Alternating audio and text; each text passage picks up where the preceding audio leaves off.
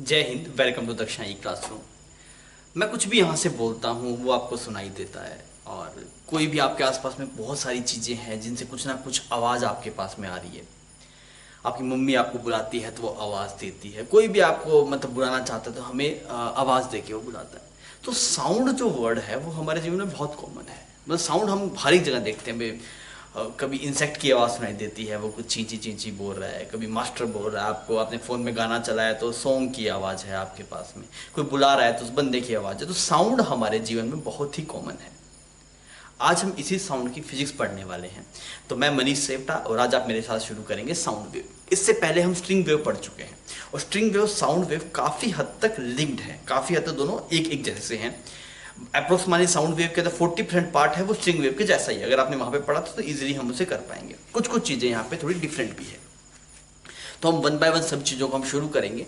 तो इंटरेस्टिंग इसलिए बिकॉज ये चीज़ फिजिकली हम देख रहे हैं। मतलब स्ट्रिंग वेव, मतलब हम स्ट्रिंग वेव जैसे मान लीजिए कोई 2 साल का बच्चा, उसको स्ट्रिंग वेव में नहीं पता भी स्ट्रिंग में वेव चलती है, वो शायद नहीं पता होगा, पर साउंड वो भी सुनता है, साउंड वो प्रोड्यूस भी करता है, साउंड वो सुनता भी है। तो साउंड वर्ड मतलब एक मज़ेदार चीज़ है। मतलब इसकी फिजिक्स कैसे है, किस तरीके से प्रोपगेट करता है, क्या स्पीड है प्रोपगेशन की, क्यों प्रोपगेट करता है, टंग का क्या यूज़ है, टंग क्यों हम यूज़ कर रहे हैं, तो ये सब चीज़ें हम यहाँ पे पढ़ने वाले हैं। तो अगर मैं आपसे सबसे पहले पूछूं साउंड के बारे में आप क्या क्या जानते हैं, तो साउंड के बारे में मैं जो जानता हूं, तो ये थोड़ा सोच के बताइए तो मुझे साउंड के बारे में आप क्या क्या जानते हैं। साउंड साउंड के बारे में आप जानते हैं कैसी वेव है, ये मैकेनिकल वेव है कि नॉन मैकेनिकल वेव है। साउंड के बारे में क्या आप जानते हैं कि साउंड मैकेनिकल है नॉन मैकेनिकल। तो हम बोलेंगे पहले हमें ये बताओ भी मैकेनिकल क्या होता है, नॉन मैकेनिकल क्या होता है। तो मुझे पता लगा कि मैकेनिकल वो वेव्स होती है जिनको मीडियम रिक्वायर्ड होता है ट्रेवल करने के लिए, नॉन मैकेनिकल वो वेव्स होती है जिनको मीडियम रिक्वायर्ड नहीं होता। साउंड को मीडियम रिक्वायर्ड होता है क्या? हाँ होता है। अगर एयर नहीं रहेगी आपके पास में तो साउंड प्रोपेगेट नहीं करेगी। वैक्यूम में है, आप कुछ बोल रहे हैं, मान लीजिए आपको ऑक्सीजन मिल रहा है किसी तरीके से, आप जिंदा हैं, आप बोल रहे हैं, तो आपकी आवाज़ वहाँ तक नहीं जाएगी। तो साउंड को ट्रैवल करने के लिए क्या चाहिए? मीडियम चाहिए। हमें लगता नहीं, क्योंकि हमें एयर मीडियम, हमें एयर दिखाई नहीं देती। जैसे मान लीजिए आपके सामने एयर है पर हमें दिखाई नहीं दे रही एयर, तो मेरे लगता है साउंड से बिना मीडियम जा रही है, पर ऐसा नहीं है। अगर एयर नहीं रहेगा, वैक्यूम रहेगा, तो आप कुछ भी बोलते रहिए, आवाज़ वहाँ पर जा सकती नहीं है। तो साउंड को ट्रैवल करने के लिए क्या चाहिए बच्चों? मीडियम रिक्वायर्ड होता है। तो हम इसे बोलते हैं कैसी वेव है आपके पास में? ये मैकेनिकल वेव है, मैकेनिकल वेव है। तो मैकेनिकल वेव का मतलब क्या हो गया? Required medium to propagate, require medium to propagate. एक तो ये वाली बात जानते हैं, सही बात है, कोई दिक्कत नहीं। और बताइए यार, और क्या जानते हैं आप साउंड के बारे में? साउंड क्या है, और कौन सी वेव, कुछ और बता सकते हैं आप इसके बारे में? हाँ हम बता सकते हैं। हमने यहाँ पे ट्रांसवर्स वेव और लॉन्गिट्यूडनल वेव पढ़ा था, याद है आपको? ट्रांसवर्स वेव और लॉन्गिट्यूडनल वेव क्या था? ट्रांसवर्स वेव, ट्रांसवर्स वेव वो वेव थी अगर जिस डायरेक्शन में वेव जा रहा है और जिस डायरेक्शन पार्टिकल ऑसिलेट कर रहे हैं वो अगर परपेंडिकुलर डायरेक्शंस होती है, मतलब साउंड अगर इस तरफ जा रहा है, पार्टिकल ऐसे ऑसिलेट कर रहे हैं, देन दैट वेव को हम उसको हम बोलते थे ट्रांसवर्स वेव। और अगर ऐसा हो रहा है कि जिस डायरेक्शन में वेव जा रही है उसी डायरेक्शन में पार्टिकल ऑसिलेट कर रहे हैं तो हम उसे बोलते हैं लॉन्गिट्यूडनल वेव। याद है? स्ट्रिंग वेव कैसा था? ट्रांसवर्स वेव था।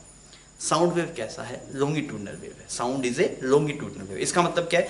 जिस डायरेक्शन में साउंड प्रोपेगेट करता है उसी डायरेक्शन में पार्टिकल ऑसिलेट करते हैं। तो हमने बोला सेकंड चीज जो हम जानते हैं that is longitudinal wave, longitudinal wave. ये सब इसकी मतलब इसके बारे में लिख रहा हूं मैं। साउंड मैकेनिकल वेव है, साउंड लॉन्गिट्यूडनल वेव है। लॉन्गिट्यूडनल वेव का मतलब क्या होता है कि जो direction of motion of particle है और direction of motion of wave है, दोनों क्या होंगे? सेम होंगे। तो direction of motion, direction of motion of particle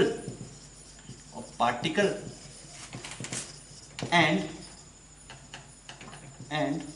that of wave is same।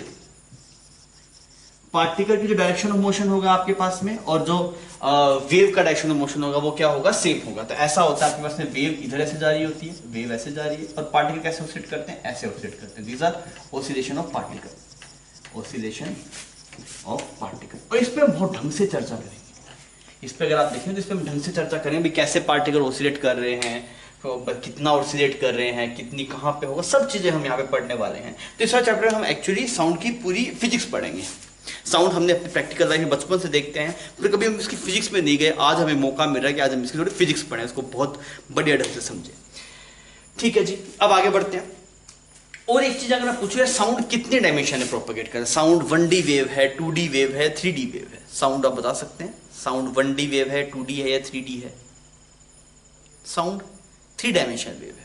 Three dimensional wave मतलब क्या है, अगर मैं यहाँ पे बोल रहा हूँ, मेरे पास में आप इस तरफ बैठे होंगे तब भी आपको मेरी आवाज़ सुनाई देगी, सामने बैठे होंगे तब भी सुनाई देगी, इस तरफ लेफ्ट हैंड साइड बैठे होंगे तब भी सुनाई देगी, आप पीछे बैठे होंगे तब भी सुनाई देगी। हर एक डायरेक्शन में साउंड जा रही है। मैं अगर बोल रहा हूँ तो हर एक डायरेक्शन, ऊपर नीचे हर एक डायरेक्शन में जाती है। कौन सी डायमेंशन में? हर एक डायरेक्शन में मतलब वो कैसी डायमेंशन? तीन डायमेंशन होगी ना आपके पास, तीन डायमेंशन में आप कोई भी पॉइंट को लिख सकते हैं। तो हम बोलते हैं sound is a three dimensional wave. Sound is a three dimensional wave. अगर आप वेव स्ट्रिंग की बात करें तो वो सिर्फ एक डायरेक्शन प्रोपेगेट करती है। स्ट्रिंग में जैसे ऐसे करके ऐसे वेव जाती थी, एक डायरेक्शन जाती थी, that is a 1D wave. जो आपके स्ट्रिंग वेव है that is one dimensional wave. Water wave जो है, पानी में पत्थर मारते हैं तो वो इधर जाती है, इधर जाती है, मतलब वो एक प्लेन में जाती है। अगर आप देखेंगे, अगर आप रस्सी में स्ट्रिंग की तो 1D वेव एक ही डायरेक्शन में जा रही है, पर पानी पत्थर मारेंगे तो एक प्लेन में ट्रेवल करती है। एक प्लेन में इधर जा सकती है, इधर जा सकती है। जैसे ये पानी पत्थर मारा आपने तो ये इधर इधर इधर इधर, क्या ऊपर जा सकती है? क्या नहीं, ऊपर नहीं जा सकती, नहीं जा सकती, नहीं जा सकती। तो ये एक प्लेन में जा सकती है। तो एक प्लेन के किसी पॉइंट को सेटिस्फाई, मतलब एक प्लेन के अंदर कोई भी पॉइंट को लिखने के लिए आपको दो एक्सिस चाहिए, एक्सिस और वाई एक्सिस। तो इन दोनों से आप क्लियर कर सकते हैं काम। तो वाटर वेव जो आपके पास में है वो कैसी है? Two dimension wave. Water wave कैसी वेव बच्चों? Two dimension wave. Wave string कैसी वेव है? One dimension wave. और अगर आप बात करेंगे साउंड वेव तो वो थ्री डायमेंशन वेव है। तो हम यहाँ पे क्या बोल देंगे? Sound wave, sound is 3D wave. 3D, three dimension wave है आपके पास। क्लियर? अगर हम यहाँ पे एक्स्ट्रा बात लिख रहे हैं, वेव स्ट्रिंग कितना है? वेव इन स्ट्रिंग कितने डायमेंशन की वेव है? ये 1D वेव है। This is 1D। अगर मैं बोलूं wave in water, wave in water, पानी में जो पत्थर मारने से जो वेव जनरेट होती है वो कैसी वेव है बच्चों? Two dimension. बट डायमेंशन का मतलब ये होता है कि भाई कितने एक्सिस हम लें, मतलब कितनी डायमेंशन हम कंसीडर करें ताकि आपके पास में जो पोजीशन है उसको आप जस्टिफाई कर सके। तो मान लीजिए उधर कोई पॉइंट है तो एक्स भी चाहिए, वाई भी चाहिए, जेड भी चाहिए, पर मुझे एक प्लेन में है तो सिर्फ एक्स और वाई से ही काम चल जाएगा। तो वाटर वेव आपके पास टू डायमेंशन है, वेव स्ट्रिंग वन डायमेंशन है, और साउंड वेव कैसी है? Three dimension. पर थ्री डायमेंशन चीज तो बहुत कॉम्प्लिकेटेड होती होगी ना। थ्री डायमेंशन तो बहुत कॉम्प्लिकेटेड होती है, हर एक डायरेक्शन में जा रहा है, बहुत कॉम्प्लिकेटेड है। तो हम क्या करेंगे? पहले हम वन डायमेंशन पढ़ेंगे। हम जो पढ़ रहे हैं that is one dimension. Sound को हम वन डायमेंशन में पढ़ेंगे, थ्री डायमेंशन में हम पढ़ेंगे नहीं, बिकॉज बहुत दिक्कत है उसको पढ़ने में। तो पहले हम इसे वन डायमेंशन में पढ़ना सीखेंगे। ऐसे तो करते थे, आप याद कीजिए एनएलएम में आप सबसे पहले फ्रिक्शनलेस सरफेस पढ़ते हैं। फ्रिक्शन है जहाँ पे कोई फ्रिक्शन होता नहीं है, याद है आपको? फिर उसके बाद में आप फ्रिक्शन चैप्टर पढ़ते हैं, पर आपको पता है फ्रिक्शनलेस सरफेस तो होते नहीं, फिर भी क्यों पढ़ते हैं? बिकॉज पहले जब आप एक बेसिक चीज को समझ जाएंगे, जब आप ABCD सीखेंगे तब ना वर्ड बनाना सीखेंगे, फिर वर्ड बनाना सीखेंगे, फिर आप सेंटेंस बनाना सीखेंगे, सेंटेंस बनाना सीखेंगे, फिर आप पूरा पूरा पैराग्राफ या फिर ऐसे लिखना सीख जाएंगे। तो स्टेप बाय स्टेप आगे बढ़ा जाता है। तो साउंड है हमारे पास में थ्री डायमेंशन वेव, पर अभी जो हम पढ़ेंगे that is only in one dimension, हम उसे थ्री डायमेंशन में पढ़ेंगे नहीं। क्लियर? तो हम यहाँ पे क्या लिख रहे हैं? but here we will study sound wave in one dimension only, in 1D only। हम इसे एक डायमेंशन में पढ़ेंगे। अब सर एक डायमेंशन में कैसे पढ़ पाएंगे, क्या तरीका है, वो मैं आपको सिखाऊंगा अभी, उसकी दिक्कत नहीं है, वो हम सीख जाएंगे। तो यार देखिए, फिजिक्स में हर एक चैप्टर ऐसा ही करता है आपके पास में, जो आप प्रैक्टिकल लाइफ में देखते हैं उसकी साइंस समझाता है आपको। आपने फ्लूइड्स में क्या देखा? वैसा पानी बह रहा है, अच्छा कैसे बहता है, इतनी हाइट से पानी गिरेगा तो क्या स्पीड होगी, प्रेशर कितना होगा। तो जब प्रैक्टिकल लाइफ में पानी को बहते हुए देख रहे थे तो हमने उसकी फिजिक्स सीखी। सिमिलरली हर एक चैप्टर ऐसा ही करता है आपके पास में। आप जो भी प्रैक्टिकल लाइफ में, जैसे ग्रेविटेशन था, अभी आपने ग्रेविटेशन शायद नहीं पढ़ा। ग्रेविटेशन में क्या भी हम देख रहे हैं हर एक चीज अट्रैक्ट हो रही है, तो प्रैक्टिकल लाइफ में दिखाई दे, तो हम उसकी साइंस जब पढ़ते तो ग्रेविटेशन पढ़ते। तो साउंड हम बहुत ही ढंग से हम अपनी प्रैक्टिकल लाइफ में इसको यूज करते हैं। तो आपको ये चैप्टर से ढंग से समझ में आना चाहिए, और आप इसको रियलाइज कीजिएगा चीज़ों तो आपको चमकेगी। थोड़ा सा स्टार्टिंग वाले पार्ट में हम मैथ का यूज़ करेंगे, और वो इंपॉर्टेंट नहीं है। जो पार्ट इंपॉर्टेंट होगा वो आपको पहले बता दूंगा, पर हम थोड़ा मैथमेटिक्स करेंगे ताकि आपको थोड़ी फील आ जाए चीज़ों की, भाई क्या है। ठीक है? तो इसमें वेव्स में मैथमेटिक्स थोड़ा सा अच्छा रहता है, पर मैं आपको ज़्यादा नहीं फंसाऊंगा। आप इजीली थोड़ा समझेंगे, मतलब बहुत आराम से करेंगे तो आपको चीज़ें चमक जाएगी। ठीक है बच्चों? तो आइए, ये बेसिक बात थी। अब आइए थोड़ा आगे बढ़ते हैं। साउंड की बेसिक बात अभी हम कर चुके थे। देखिए होता क्या, जैसे मान लीजिए मैं ऐसे कोई चीज़ बोलता हूँ ना, जैसे मैंने बोला हेलो, तो जैसे मान लीजिए आप लोग ऐसे क्लासरूम में बैठे होते हैं ना, तो क्या होता है, हेलो बोलता तो पास वाले बच्चे को ज़्यादा ऊंचा सुनाई देता, बच्चे उसके ज़्यादा है, ज़्यादा मतलब ज़्यादा आवाज़ आती है उसको। प्रैक्टिकल भाषा में बता रहा हूँ ना, फिजिक्स की भाषा नहीं बोल रहा मैं अभी। मान लीजिए आगे बच्चे बैठे हैं, मान लीजिए मैं क्लासरूम में हूँ, आगे बच्चे बैठे हैं, मैंने बोला हाँ भाई क्या हाल चाल, तो जो आगे वाले बच्चे होंगे उनको ज़्यादा ऊंचा सुनाई देगा, हम ज़्यादा अच्छी तरीके से आवाज़ आएगी। पीछे वाले बच्चे थोड़ी कम आएगी, और दूर जाएंगे और तो और कम सुनाई देगी। बहुत दूर होगा, समझ में नहीं आएगा मास्टर ने क्या बोला। ऐसा ही होता है भाई साहब, अब बहुत दूर है, आपने किसी को आवाज़ दी तो अगर बहुत ज्यादा दूर होगा तो आप क्या बोल रहे हैं वो सुन पाएगा नहीं। तो पास वालों को ज्यादा सुनाई देता है, दूर वालों को कम सुनाई देता है। यानी ये कम ज्यादा सुनाई देता है, कम सुनाई देता है, इसको क्या बोलेंगे फिजिक्स की भाषा में, इसको बोलते हैं इंटेंसिटी। क्या बोलते हैं बच्चों? इंटेंसिटी। मतलब अगर मैं बोल रहा, मेरे पास में कोई खड़ा हो तो उसको ज्यादा इंटेंसिटी की साउंड सुनाई देगी, जो दूर होगा उसको कम इंटेंसिटी की साउंड सुनाई देगी। जैसे हम कोई गाना सुन रहे हैं, मस्त कोई बढ़िया कोई अरिजीत सिंह का गाना सुन रहे हैं, हमारे दुख भरा गाना आप सुन रहे हैं कोई, अब क्या किया आपने, वॉल्यूम बढ़ाया। अब बच्चा ऐसे वॉल्यूम बढ़ाते हैं मोबाइल का, अगर वॉल्यूम बढ़ाएंगे तो वॉल्यूम बढ़ाने से साउंड ऊंची हो जाती है, तो हमें हाँ अच्छे से सुनाई देता है। तो उसको मतलब क्या बोलेगा फिर, उसको बोलेगा इंटेंसिटी बढ़ गई। वॉल्यूम बढ़ाने को क्या बोलते हैं हम, कि इंटेंसिटी बढ़ा दी। क्या बढ़ा दी बच्चों? इंटेंसिटी। पर हम कॉमन लैंग्वेज में उसको इंटेंसिटी ना बोल के हम उसको वॉल्यूम बोल देते हैं, दैट इज इंटेंसिटी। तो जो बात प्रैक्टिकल लाइफ में वॉल्यूम बता रहा है वही चीज फिजिक्स में आपको इंटेंसिटी बताएगा। इंटेंसिटी पे हम ढंग से चर्चा करेंगे आने वाले टाइम के अंदर। मैं एक चीज बताना चाह रहा हूं आपको, देखिए होता क्या है, जैसे मैं यहाँ पे कुछ बोलता हूं तो ये जो इंटेंसिटी है साउंड की वो डिस्टेंस के साथ में कम होती रहती है। समझ में आ गई? सही बात है यार, कोई दूर बैठा होगा उसको कम इंटेंसिटी सुनाई देगी, जो पास बैठा होगा उसको ज्यादा इंटेंसिटी सुनाई देगी। तो ये बात सही है कि जैसे जैसे हम जैसे कोई बात बोली, तो अगर मुझसे सोर्स से अगर आपकी डिस्टेंस दूर होते जा रहे हैं, आप सोर्स से डिस्टेंस बढ़ती जा रही है, तो जो इंटेंसिटी ऑफ साउंड होगा वो क्या होता रहेगा? कम होता रहेगा। क्या कहानी क्या है, देखिए एक्चुअली क्या होता है, जब साउंड प्रोपगेट करता है ना, जब साउंड ऐसे प्रोपगेट करता है तो उसका एम्पलीट्यूड, जो उसकी एनर्जी वो धीरे धीरे घटेगी घटेगी घटेगी, फाइनली कम हो जाएगी। अगर ऐसा नहीं होता, इंटेंसिटी नहीं घटती, तो आप यहाँ से बोलते हैं मैं बेंगलोर में हूँ अभी, मान लीजिए मैंने ऐसे बेंगलोर से बोला, हाँ भी बच्चों क्या हालचाल, तो ये आवाज आपके घरों तक जाती है, भाई पूरे यूनिवर्स में जा रही है, सब सुन रहा है, भाई मास्टर बोला क्या और बोर बच्चों क्या हालचाल। तो ऐसा नहीं होता है। तो एनर्जी क्या होती है, वो डिके होते हैं, डिके होते हैं, डिके होते हैं, फाइनली वो मर जाती है, वो एनर्जी वो टेंडिंग टू जीरो हो जाती है, उसको हम सुन नहीं पाते। तो ये हमारे कानों की भी एक क्षमता है कि वो उससे इससे कम इंटेंसिटी की साउंड नहीं सुन पाएगा। जैसे मान लीजिए मैंने ऐसे बोला, ऐसे बोला धीरे से, वो आपको नहीं सुनाई दिया, बिकॉज मैंने बोला तो सही, मैंने साउंड भी प्रोड्यूस किया, मैंने डिस्टर्बेंस भी प्रोड्यूस किया, पर मेरे डिस्टर्बेंस की इंटेंसिटी बहुत कम है। और आपका जो ह्यूमन ईयर जो डिजाइन है वो एक स्पेसिफिक इंटेंसिटी से कम वैल्यू को सुन सकता नहीं है। समझिए आप धीरे से किसी को बोले क्या हाल चाल, तो उसको नहीं सुनाई दिया। तो इसका मतलब क्या भाई साहब, आपने जो साउंड प्रोड्यूस की उसकी इंटेंसिटी क्या है, कम है, उसकी इंटेंसिटी कम है, तो उससे कम इंटेंसिटी वो सुन नहीं सकता। तो मान लीजिए ऐसा भी हो सकता है भाई साहब, यहां से मैं कुछ बोल रहा हूं तो वो डिस्टर्बेंस शायद बहुत दूर तक गया हो, मे भी शायद इस सिटी छोड़ के अगली सिटी तक चला गया वो डिस्टर्बेंस, पर डिस्टर्बेंस जब वहां तक पहुंचा उसकी इंटेंसिटी इतनी कम थी कोई से सुन नहीं पाता। जैसे मान लीजिए हम डॉग्स को देखते हैं, डॉग्स को जैसे एक कुत्ता बैठा है बहुत दूर, आपने बोला तू तू तू, तो वो सुन लेगा आपकी बात। आप डॉग को कुछ भी बोलेंगे तो आप बहुत धीरे से बोले तब भी वो सुन लेता है, उसकी सुनने की शक्ति ज्यादा तेज होती है, ऐसा आपने सुना होगा ना, सुनने की शक्ति ज्यादा तेज होती है। इसका मतलब फिजिक्स में क्या मतलब है कि वो कम इंटेंसिटी की साउंड को भी सुन सकता है, कम इंटेंसिटी साउंड को भी सुन सकता है, पर ह्यूमन ईयर वो इंटेंसिटी सुन सकता नहीं है। तो अगर एक आदमी खड़ा है, कुत्ता खड़ा, आपने बोला और मतलब कुछ भी आपने साउंड दिया, तो हो सकता है उस साउंड को कुत्ता सुन पाए पर आदमी ना सुन पाए। तो ह्यूमन ईयर इसी तरीके से डिजाइन है कि वो स्पेसिफिक इंटेंसिटी से कम इंटेंसिटी को जज कर सकता नहीं है। ठीक है सर जी, हम बात क्या कर रहे थे, मैं ये बताना चाहते जब साउंड, जैसे मैं सोर्स हूं, अब ये साउंड हर एक 3 डायमेंशन मूव करे, ऊपर हर एक डायमेंशन मूव करे, तो धीरे धीरे उसकी इंटेंसिटी कम होती जा रही है, बिकॉज उस हर डायमेंशन में जा रही है ना, उधर भी जा रही है, उधर भी जा रही है, उधर भी जा रही है, और आगे जाने से उसका एम्पलीट्यूड क्या हो जा रहा है, घटता जा रहा है, एम्पलीट्यूड घटता जा रहा है, मतलब उसकी इंटेंसिटी कम होती जा रही है। पर यार ये इंटेंसिटी मतलब समझ में थोड़ा सा और गहरा चलेंगे, थोड़ा सा और बेहतर समझते हैं। होता क्या है, आप साउंड जब जनरेट करते हैं तो आप एयर में डिस्टर्बेंस छोड़ते हैं।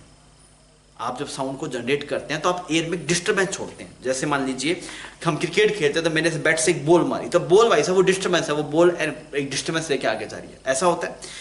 एयर इसमें क्या होता है, जब आप ऐसे बोलते हैं तो जो काम बैट से आप बॉल को हिट करते हैं तो यहाँ पे वो काम टंग करती है, ये टंग जो है वो काम करेगी, वो डिस्टर्बेंस करेगी। आप अगर आप टंग काट दी जाए, नहीं होना चाहिए ऐसा, बहुत ही बुरी चीज है। मान लीजिए अगर टंग नहीं है, तो टंग नहीं है तो हम बोल पाने में बहुत ही बोलेंगे तो बहुत ही रफ बोल पाएंगे, उसमें हमें कुछ समझ में भी नहीं आएगा बंदा क्या बोल रहा है। पर टंग का मेजर रोल है डिस्टर्बेंस को क्रिएट करने में। जैसे हमारा टंग है तो आप देखिए हर एक वर्ड के लिए टंग डिफरेंट टाइप्स में ऊपर नीचे जाती है। अगर आप कोई वर्ड बोलेंगे हेलो तो उसमें अलग जाएगी, दूसरा वर्ड बोला मार खा ले तो उसमें अलग जाएगी, तीसरा बोला नालायक है तू तो अलग जाएगी, तो चौथा बोला तू डॉक्टर बन जाएगा तो अलग आवाज आएगी। तो जब आप कुछ भी आप वर्ड बोलते हैं तो टंग उस तरीके का एक डिस्टर्बेंस प्रोड्यूस करती है। ऐसा कोई साउंड कुछ नहीं है ऐसा, हमें वो हमारा ह्यूमन ईयर, अगर आप हमारे कान के पर्दे फट जाए आपको ऐसा लगेगा क्या क्या कर रहा है, अब कर रहा है। जैसे मान लीजिए हमने क्या करा, हमने कुछ वर्ड्स को पिक करके एक लैंग्वेज बना ली। जैसे मुझे पता है भाई टंग को जब ऊपर के नीचे लेके आता तो उससे हेलो वर्ड निकलता है, हेलो हेलो। तो ह्यूमन ने क्या करा, इस आवाज को, वैसे भी आवाज जैसे ये आवाज अपने आप में कुछ भी नहीं है, तो भाई साहब ऐसे ही हेलो भी वैसे कुछ भी नहीं था। हमें समझाया गया कि हेलो वर्ड एक वर्ड है। मैं बोलूं तो इसका मतलब कोई मतलब नहीं है, क्योंकि ये लैंग्वेज में वो वर्ड दिखा नहीं गया। अगर लैंग्वेज में वर्ड होता तो आज आपको एक अच्छा वर्ड लगता। तो इसका आपको लग रहा है ऐसा कोई वर्ड नहीं होता, बिकॉज लैंग्वेज में वर्ड बनाया नहीं गया। तो हमने क्या किया, डिफरेंट टाइप्स की डिस्टर्बेंस से कोरस्पॉन्डिंग डिफरेंट वर्ड्स हमने अपनी लैंग्वेज में ले आए। जैसे मान लीजिए आप, लेट अज्यूम आप हिंदी क्षेत्र से है ना, जहाँ पे हिंदी बोली जाती है।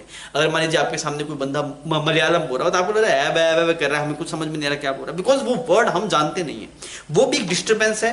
आप जो हिंदी बोलते हैं वो भी एक डिस्टर्बेंस है, आप बंगाली बोलते हैं वो भी एक डिस्टर्बेंस है। पर सबका डिस्टर्बेंस का जो तरीका है वो अलग अलग है, और उसे कोरस्पॉन्डिंग जो वर्ड जनरेट हो रहा है वो अलग अलग वर्ड जनरेट हो रहा है। तो हम उसे परसेप्शन, जैसे कोई तमिल का वर्ड है तो वो हम नहीं परसेप्ट कर पाते, बिकॉज हमें पता नहीं उस वर्ड का मतलब क्या होता है। हमें आवाज सुनाई दे रही है उसकी भी, और उसकी भी किसी और को भी सुनाई दे रही है, पर उसको पता है इसका मतलब क्या है, हमें पता नहीं उसका मतलब क्या है। कुल मिला के सारा खेल डिस्टर्बेंस का है कि आप किस तरीके से डिस्टर्बेंस प्रोड्यूस करते हैं। अब क्या करते हैं, जैसे हम कोई भी वर्ड बोलेंगे तो हम एयर की पार्टी को डिस्टर्ब करेंगे। एयर कहाँ है, एयर आपके सामने सर दिख नहीं रही, हमें नहीं दिखती है एयर हमें दिखती नहीं है, पर हमारे सामने एयर है। अगर हम एयर नहीं होते तो अभी तक हम ऊपर भगवान के पास चले गए होते। एयर है हमारे आसपास। तो जब आप बोल रहे हैं ना कोई चीज, तो आप क्या कर रहे हैं, आपकी टंग एयर के पार्टिकल को एक स्पेसिफिक पैटर्न में डिस्टर्ब कर रही है। जैसे आप कोई एक वर्ड बोलेंगे तो जो एयर पार्टिकल अलग तरीके से होगा। जैसे मैंने हेलो बोला, हेलो को डिस्टर्ब करने, हेलो का मतलब वो ऐसे डिस्टर्ब किया। मान लीजिए हेलो का मतलब ये कि एयर के पार्टिकल इधर धक्का दिया, फिर वापस ऐसे आ गई। और मान लीजिए आपने कुछ और कोई वर्ड बोला, तुम कैसे हो, तो तुम का मतलब अलग होगा, उसका एम्पलीट्यूड कुछ अलग होगा, कुछ अलग तरीके से आप उसे प्रोड्यूस करेंगे, उसकी जो फ्रिक्वेंसी होगी वो कुछ अलग होगी।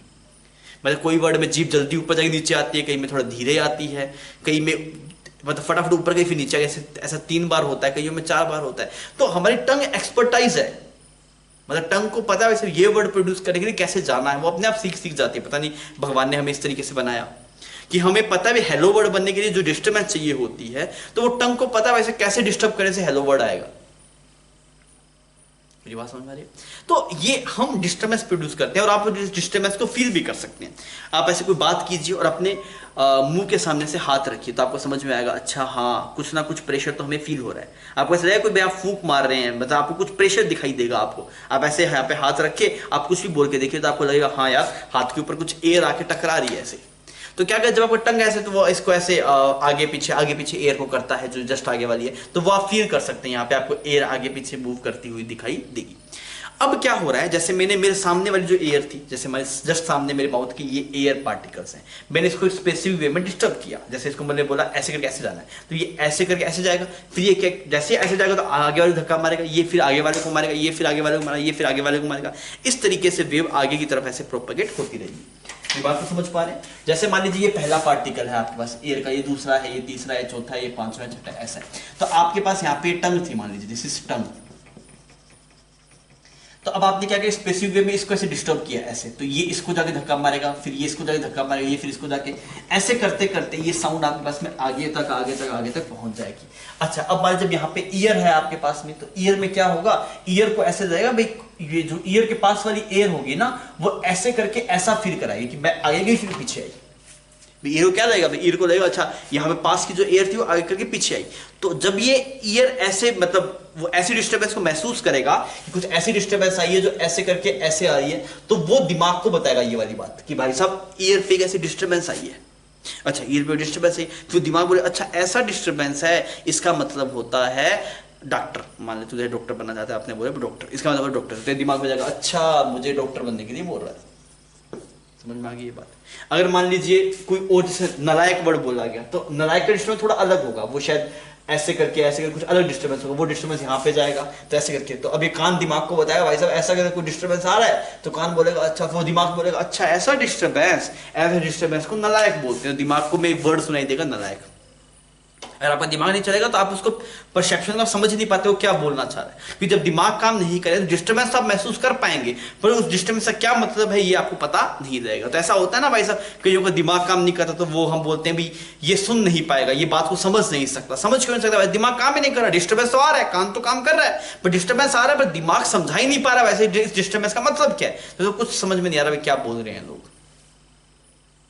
क्लियर है ये बात? तो दिमाग का बहुत बड़ा रोल है हमारे पास। यहाँ पे सिर्फ डिस्टर्बेंस आता है। कान मतलब एक ऐसा है, मान लीजिए आप ऐसे आदमी है तो आपको ऐसे मैंने बताया ऐसे करके ऐसे ऐसे धक्का आया, तो अच्छा कान को सिर्फ धक्का दिखता है, अच्छा ऐसा धक्का आया, फिर कान उसको दिमाग के पास भेजता है कि भाई साहब ऐसे करके ऐसे डिस्टर्बेंस आया, तो वो हमारा दिमाग बताता है इस डिस्टर्बेंस का मतलब ये वर्ड होता है, तो हम चमकता है अच्छा ये वर्ड है।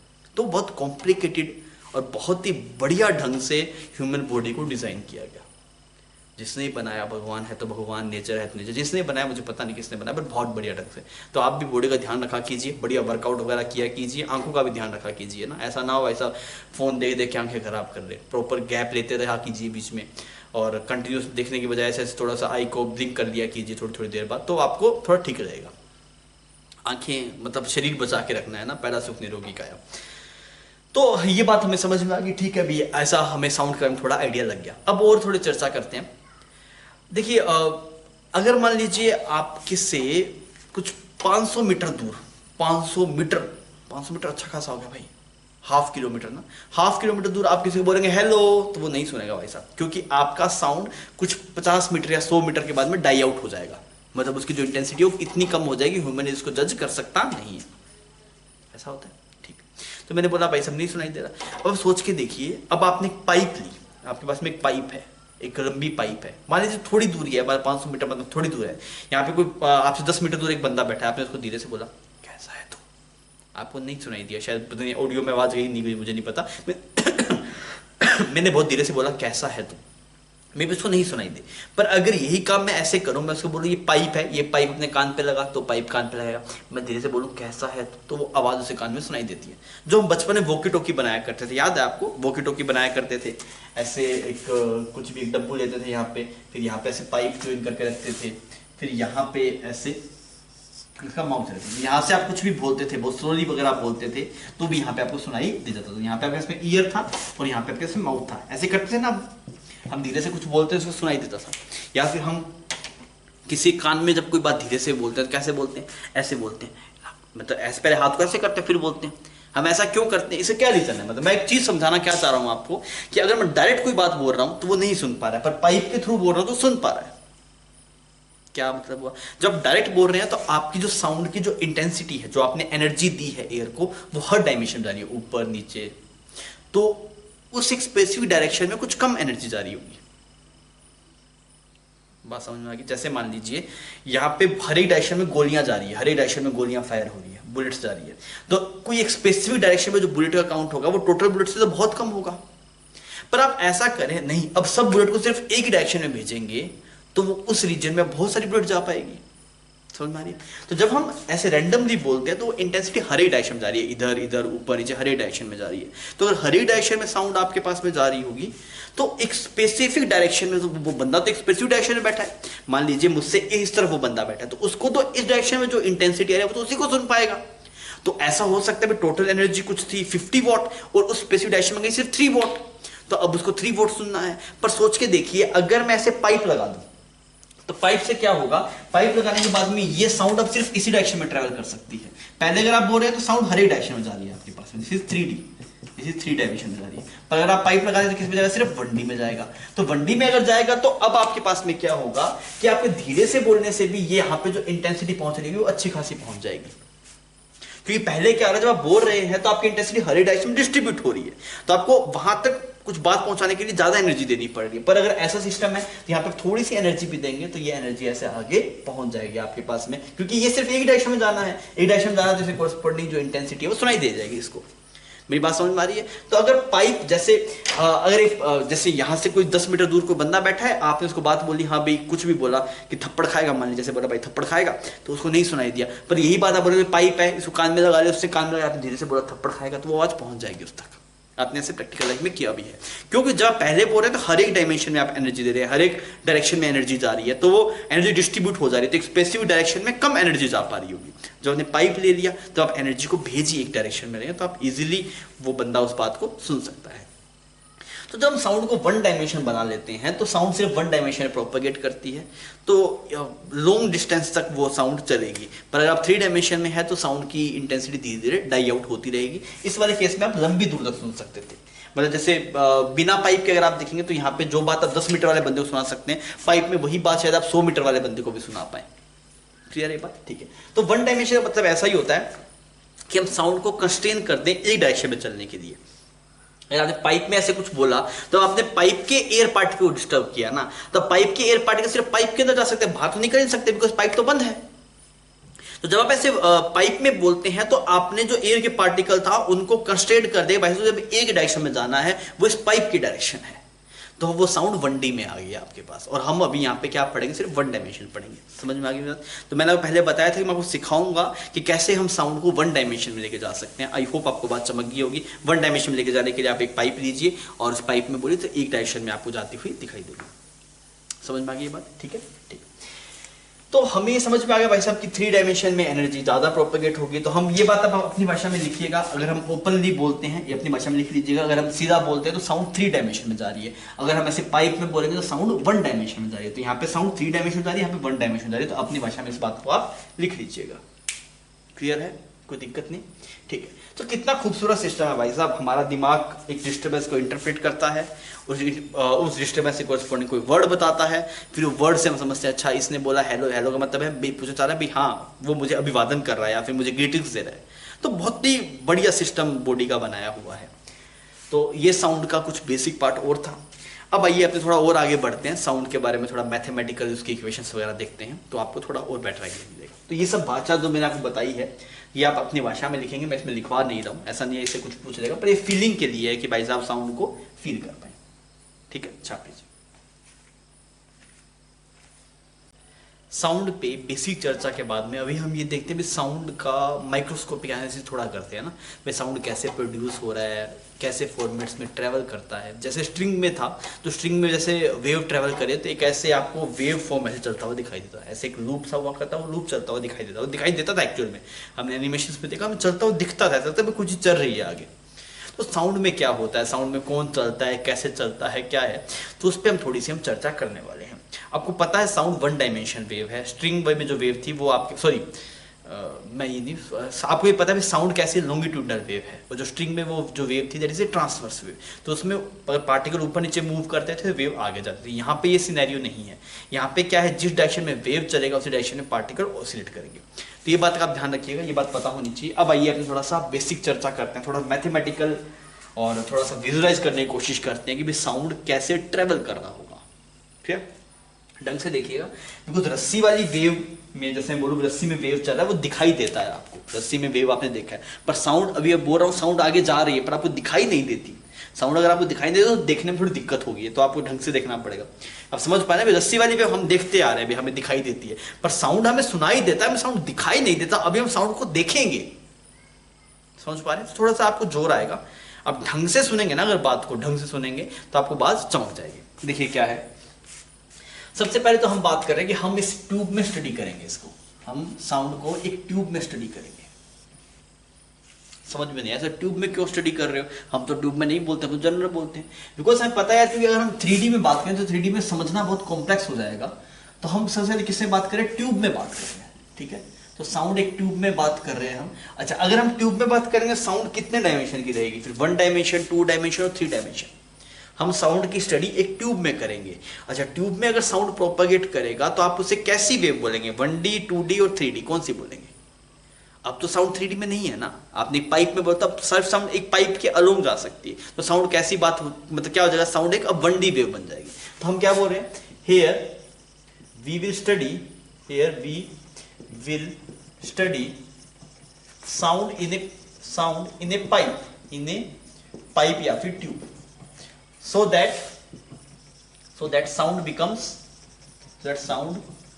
becomes कैसी 1D wave, 1D sound actual में 3D वेव होती है आपके पास में, पर अगर आप एक ट्यूब में बोलेंगे तो वो ट्यूब में सिर्फ एक डायरेक्शन में मूव कर सकती है, इस वजह से आप इसे 1 डायमेंशन बोल रहे हैं, ठीक है। अब बच्चों एक इंस्ट्रूमेंट होता है उसे बोलते हैं ट्यूनिंग फॉर्क, एक इंस्ट्रूमेंट होता है ट्यूनिंग फॉर्क, और आपने शायद अगर आप लैब में कभी गए होंगे तो आपने देखा होगा, तो ऐसा रहता है आपके पास ट्यूनिंग फॉर्क, ऐसा रहता है ट्यूनिंग फॉर्क, ऐसा रहता है, ऐसा रहता है। आपको यहाँ पे साथ में पिक्चर दिखाई जा रही है, आप चाहें तो आप साउंड वेव को देख सकते, मतलब ट्यूनिंग फोक को आप देख सकते हैं। ट्यूनिंग फोक देखा हुआ होगा, चिमटा नहीं होता, चिमटा टाइप होता है ट्यूनिंग फोक, ठीक है। तो इसका नाम क्या है बच्चों, ट्यूनिंग फोर्क, ठीक है जी। इसके ऐसे दो मुंह रहते हैं, ऐसे ट्यूनिंग फोक ऐसा रहता है, ऐसा यहाँ पे फिर ऐसे ऑसिलेट करता है ट्यूनिंग फोक। अगर आप माने तो ट्यूनिंग फोक के जो चिमटा नहीं था, चिमटा में से 2 फेस होते हैं, चिमटे अगर आप माने चिमटा ऐसे ऑसिलेट करेगा ना, सेम सिनेरियो में ट्यूनिंग फोक होता है, पर वो थोड़ा सा चिमटा तो बहुत ही इजीली बैंड होता है, तो वो थोड़ा ट्यूनिंग फोक थोड़ा सा रिजिड रहता है, हल्का सा उसे रिजिड रहता है, तो ऐसा होता है। अगर आप उसे ऐसे मारेंगे कहीं पे तो फिर ऐसा ऑसिलेट करता है, वो ऐसे ऑसिलेट करता है। समझ में आ गया, ट्यूनिंग फोक ऐसे काम करता है। तो ट्यूनिंग फोक के जो ऐसे पत्ते से हो गए, इनको बोलते हैं प्रोंग्स। इनको क्या बोलते हैं बच्चों, प्रोंग बोलते हैं ना।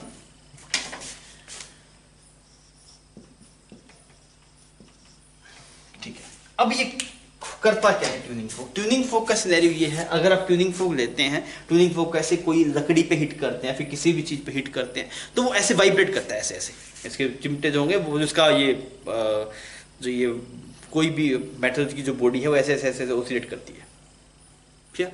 अब जब ऐसे ऑसिलेट करके साउंड प्रोड्यूस करती है, ऑब्वियसली अगर कोई चीज ऐसे ऑसिलेट करे साउंड प्रोड्यूस करेगी, क्योंकि अब जो आपके पास में एयर है उसको क्या कर रही है, वो डिस्प्लेस कर रही है, तो क्या प्रोड्यूस करती है, साउंड प्रोड्यूस करती है, क्लियर। तो आपके पास ट्यूनिंग फोक एक सोर्स है किसका, साउंड का। जैसे मैं टंग एक सोर्स है ना, वैसे ट्यूनिंग फोक क्या आपके पास में सोर्स है साउंड का। अब मार्केट में डिफरेंट फ्रीक्वेंसीज के ट्यूनिंग फोक मिलते हैं। मार्केट में आप जाके जैसे बोलेंगे भाई साहब 250 हर्ट्ज का, 250 हर्ट्ज साउंड का ट्यूनिंग फोक दो, तो वो मिलेगा। फिर आप उसको मारेंगे तो जो आवाज आ रही होगी वो 250 हर्ट्ज होगी आपके पास। मार्केट जाके बोलेंगे भाई नहीं मुझे कुछ आप 500 हर्ट्ज का दीजिए, तो 500 हर्ट्ज का होगा, तो आप मारेंगे तो उसकी आवाज सुनाई देगी। तो मार्केट में डिफरेंट फ्रीक्वेंसीज के ट्यूनिंग फोक अवेलेबल होते हैं। पहले इसकी रिक्वायरमेंट ज्यादा थी, क्योंकि पहले क्या था ना कि आपको एक फ्रीक्वेंसी जनरेट करने के लिए कोई चीज़ नहीं थी। अभी आपके पास में मोबाइल फ़ोन है, मोबाइल फ़ोन में आप एक फ्रीक्वेंसी जनरेटर ऐप है, आप उसको डाउनलोड कर लेंगे ना, तो उसके अंदर आप कोई भी फ्रीक्वेंसी आप चाहें तो वहाँ से प्रोड्यूस कर सकते हैं। पर पहले ऐसा नहीं था, पहले आपको हर एक फ्रीक्वेंसी को प्रोड्यूस करने के लिए डिफरेंट इंस्ट्रूमेंट्स चाहिए होते, तो पहले डिफरेंट मार्केट में आपको ट्यूनिंग फोक मिला करते थे। अभी उसकी डिमांड कम होगी, पर एक्सपेरिमेंट्स के लिए भी हम ट्यूनिंग फोक यूज़ करते हैं। तो ट्यूनिंग फोक समझ में आ गया, ट्यूनिंग फोक सोर्स है एक स्पेसिफिक फ्रीक्वेंसी का। अगर ट्यूनिंग फोक कुछ 500 हर्ट्ज का है तो वो सिर्फ 500 हर्ट्ज ही फ्रीक्वेंसी प्रोड्यूस करेगा। अब जैसे मैं बोल रहा हूँ तो मैं डिफरेंट फ्रीक्वेंसी प्रोड्यूस कर रहा हूँ। एक सिंगल फ्रीक्वेंसी होगी तो बहुत बोरिंग होगी, जैसे मैं ये बोल रहा हूँ, तो ये एक सिंगल फ्रीक्वेंसी है, ये एक सिंगल फ्रीक्वेंसी है। तो सिंगल फ्रीक्वेंसी बहुत बोरिंग होता है। आप जैसे कोई भी एक वर्ड पकड़ लिया उसको बहुत, this is single frequency. Single frequency बहुत बोरिंग होता है। हमारे पास बहुत सारी फ्रीक्वेंसी, जैसे मैं बोल रहा हूँ, बहुत सारी फ्रीक्वेंसीज को कभी कोई ज्यादा फ्रीक्वेंसी बोल रहा हूँ, कभी लो, कभी ज्यादा, कभी लो, तो उसी वजह से वो साउंड हमें सुनने में अच्छा लगता है। अगर एक सिंगल फ्रीक्वेंसी का साउंड होगा तो आप 1 मिनट पक जाएंगे उससे, आप बोलेंगे बंद करने में तोड़ दूंगा इसको, ठीक है। तो जैसे एक सॉन्ग है, तो सॉन्ग में वैसे बहुत सारी फ्रीक्वेंसीज होती है। अगर आपके पास में वहाँ पे तबला बज रहा है तो उसकी अलग फ्रीक्वेंसी है, हारमोनियम बज रहा है उसकी अलग फ्रीक्वेंसी है, कोई और इंस्ट्रूमेंट उसकी अलग फ्रीक्वेंसी है, सिंगर गा रहा है उसकी अलग फ्रीक्वेंसी है, पीछे कोई बैक सिंगिंग हो रही है तो उसकी अलग फ्रीक्वेंसी है। तो बहुत सारी फ्रीक्वेंसी का मिक्सचर होता है, तो वो सॉन्ग होता है। और हमें बहुत सारी फ्रीक्वेंसी सुन के अच्छा मजा आता है, हाँ अच्छा गाना है।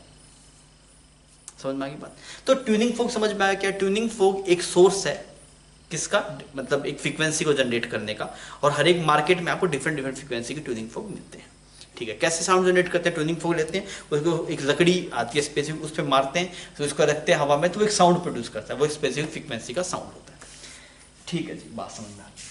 अभी प्रोग्स, ये जिसके ट्यूनिंग फोक के जो प्रोग्स है, मैं नाम से नहीं ले पा रहा हूँ, ये जिसके चिमटे से मुंह से वो ऐसे ऑसिलेट करते हैं आपके पास में। तो कैसे ऑसिलेट करते हैं? तो हमने बोला सर ये ऐसे आपके पास में ऑसिलेट कर सकते हैं। तो यहाँ पे ट्यूनिंग फोक बना दिया हमने, तो ट्यूनिंग फोक ऐसे ऑसिलेट करते हैं इसके। ये जो आपके पास में फेसिस है, प्रोग्स हैं, ये इधर उधर ऐसे मूव करते हैं, ठीक है। अब सुनना से ढंग से बात को ना, अभी हम ये देखेंगे भाई साउंड प्रोपेगेट कैसे करते हैं, ढंग से समझिए बात को। तो इनिशियली ऐसे एयर के पार्टिकल्स यूनिफॉर्म है, किसी ने कुछ डिस्टर्ब नहीं किया, तो ये जो डॉट डॉट डॉट बना रहा हूं मैं, ये ऐसे एयर के पार्टिकल हैं आपके पास में, इतनी दूर पे ऐसे एयर के पार्टिकल थे ऐसे।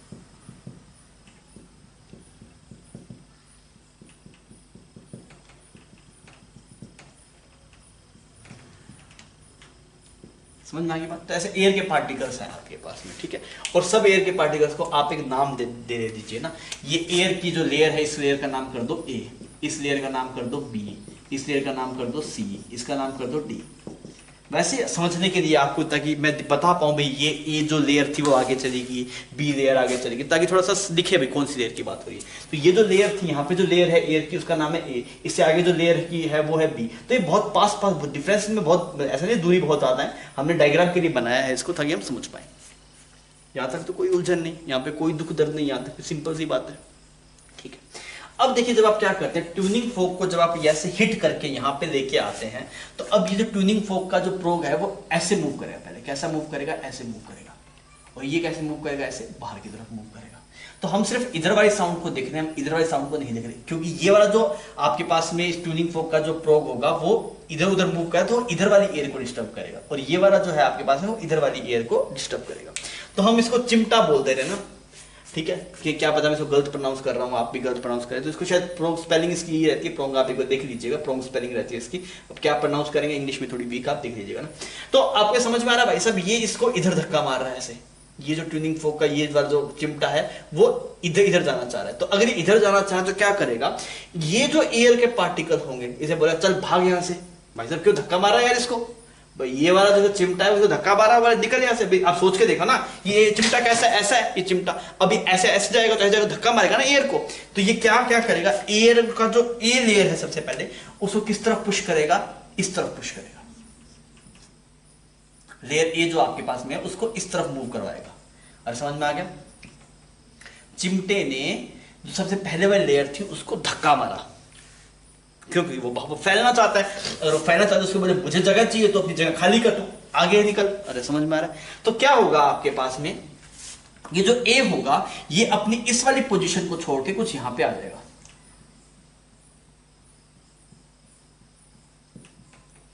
This is new position of A, this is new position of A. समझ में आ रहा है? तो ए जैसे ही आपने धक्का मारा तो ए के पार्टिकल्स आगे मूव किए। अच्छा ये आगे जाएंगे तो अभी किसके पास जाएंगे? ये बी के पास जाएंगे। अब बी जैसे यहाँ पे ये ए थे, ये बी था, ए और बी में ऐसे गैप था।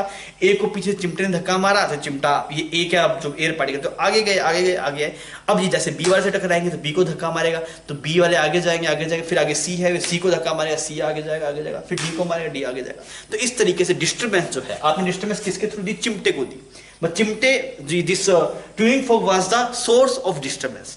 सबसे पहले ट्यूनिंग फोक ने जो डिस्टर्बेंस दी वो दी ए को, फिर ए ने अब वो डिस्टर्बेंस किसको दे दी? बी को, बी ने किसको दे दी? सी को, सी को किसको दे दी? डी को। इस तरीके से डिस्टर्बेंस आगे प्रोपेगेट होता रहा। समझ में आ गई मेरी बात? ठीक है। तो आपको क्या दिखाई देगा कि अगर आप विजुअलाइज कर पाए चीजों को तो आपको दिखाई देगा अच्छा यहाँ पे भीड़ ज्यादा हुई पार्टिकल्स की। सर भीड़ ज्यादा हुई मतलब समझ में नहीं आया। या पहले ए और बी में अच्छी खासी दूरी थी, पहले ए और बी नॉर्मल कंडीशन में थे, अब ए को धक्का मारा तो इस वाले रीजन में क्या होगी? भीड़ क्या होगी आपके पास? ज्यादा होगी। समझ में आ रहा है? फिर अगर आप देखेंगे तो ये भीड़ थोड़ी देर बाद में और आगे दिखाई देगी, बिकॉज ए तो पीछे आ जाएगा, फिर बी आगे जाके सी से टकराएगा तो ये पार्टिकल्स की भीड़ आगे चलेगी, फिर ये सी डी से टकराएगा तो पार्टिकल की भीड़ और आगे चलेगी। तो आप थोड़े टाइम बाद में देखेंगे कि ये जो भीड़ है, अब ये वाला एयर पार्टिकल अब इससे यहाँ पे टकरा रहा हो तो भीड़ यहाँ पे आ गई होगी, फिर आप देखेंगे तो ये भीड़ आगे आ गई होगी। विजुअलाइज कर पा रहे हैं भाई? आपको पता भी आपने सबसे पहले ए को धक्का मारा तो ए बी के पास गया तो आपको दिखाई दिया अच्छा यहाँ पे पार्टिकल थोड़ी भीड़ होगी। फिर क्या होगा? ए बी को धक्का मारेगा तो जैसे ए है यहाँ पे, ए बी को धक्का मारेगा तो बी आगे चला जाएगा, ए पीछे चला जाएगा। बी जैसे टकराएगा ये से तो टकराने के बाद ए कहां चला जाएगा? पीछे चला जाएगा। बी कहां चला जाएगा? आगे चला जाएगा। फिर क्या होगा आपके पास में? ये बी सी के पास जाएगा तो अब ये भीड़ जो पार्टिकल्स की थी वो यहाँ पे होगी। फिर ये सी आपके डी के पास जाएगा तो यहाँ पे आपको पार्टिकल्स क्राउडेड दिखाई देंगे। तो जो भीड़ है पार्टिकल्स, जो क्राउड है पार्टिकल का, वो आपको ज्यादा ऐसे दिखाई दे रहा है। पहले यहाँ पे आपको ज्यादा थी भीड़ पार्टिकल्स की, फिर आगे आगे इस तरीके से ये मूव कर रहा है। ये जो भीड़ ऑफ पार्टिकल है, भीड़ समझते हैं ना, भीड़ वर्ड सुना है ना, क्राउड। तो जहां पे क्राउड समझ में आ रहा है, क्राउड जैसे मान लीजिए पहले ये भीड़ यहाँ पे थी पार्टिकल्स की, फिर ये भीड़ आगे चलेगी, फिर ये आगे चलेगी, तो पार्टिकल्स आपको दिखाई दे रहे हैं। अच्छा पहले ये यहाँ पे बहुत सारे पार्टिकल्स थे, फिर ये पार्टिकल्स आगे चले, ऐसे ऐसे मूव करते करते ये जो भीड़ है आपके पास में, जो क्राउड है पार्टिकल्स का, वो आगे आगे मूव करता हुआ आपको दिखाई दे रहा है। एक्चुअल में पार्टिकल मूव नहीं किया, ए उठ के यहाँ पे नहीं गया, ए पहले आगे गया तो आपको दिखाई दिया अच्छा यहाँ पे थोड़ी भीड़ है पार्टिकल की। फिर क्या होगा, ए टकराएगा पीछे जाएगा, फिर बी आगे सी के पास जाएगा तो बी और सी पास पास हो जाएंगे, तो यहाँ पे पार्टिकल्स ज्यादा पास पास दिखाई देंगे तो भीड़ दिखाई देगी पार्टिकल की। फिर सी डी के पास आ जाएगा तो भीड़ वहां पे दिखाई देगी। इस तरीके से ये जो आपके पास में क्राउड है वो क्राउड आगे मूव करता हुआ दिखाई देगा आपको पार्टिकल्स का। क्लियर? इसको बोलते हैं रेयरफेक्शन। जो एक क्राउड है आपके पास में पार्टिकल्स का उसको क्या बोलते हैं, सॉरी, जो crowd of particle, this is named as compression, this is named as compression. Compression मतलब आप अगर आप फिजिक्स की भाषा में बात करें, ये तो भीड़ तो देसी भाषा है, अगर आप फिजिक्स की भाषा में बात करें आपको क्या भी, यहाँ पे ये वाले पार्टिकल पहले ए ने बी को के पास भेजा, ए को बी के पास भेजा, तो यहाँ पे कंप्रेशन हुआ, कुछ कंप्रेशन मतलब पास पास आ गए पार्टिकल। फिर क्या हुआ, बी सी के पास जाएगा तो फिर कंप्रेशन आगे चला गया, सी डी के पास जाएगा, ऐसे कंप्रेशन। तो आपको ये भीड़ चलती हुई दिखाई देगी, ऐसा लगेगा जैसे भीड़ आगे की तरफ चल रही है। एक्चुअल में ऐसा नहीं हो रहा, बी सी के पास जाता है, फिर सी आगे मूव करता है, सी डी के पास जाता है, ऐसा नहीं है ए उठ के आगे चलेगा, नहीं, पर ये जो उससे डिस्टर्बेंस था उसको आगे भेजता रहा वो। तो आपको मैं विजुअलाइज करवा देता हूं, एक बार आप यहाँ पे देख लीजिए कि किस तरीके से आपको ये क्राउड आगे मूव होता हुआ दिखाई दे रहा है। फिर अपने थोड़ा और आगे चर्चा करें, मैं और समझाऊंगा आपको, ठीक है बच्चों? आप देख सकते हैं कैसे इसमें जो पार्टिकल्स की भीड़ है वो आगे की तरफ मूव करती है आपको दिखाई दे रही है। अगर आप ड्रम मतलब हम बीट कर रहे हैं तो आपको ये जो पार्टिकल की भीड़ है वो आगे की तरफ बढ़ती हुई दिखाई दे रही है। इसे हम कंप्रेशन बोलते हैं ना, पार्टिकल की भीड़ को।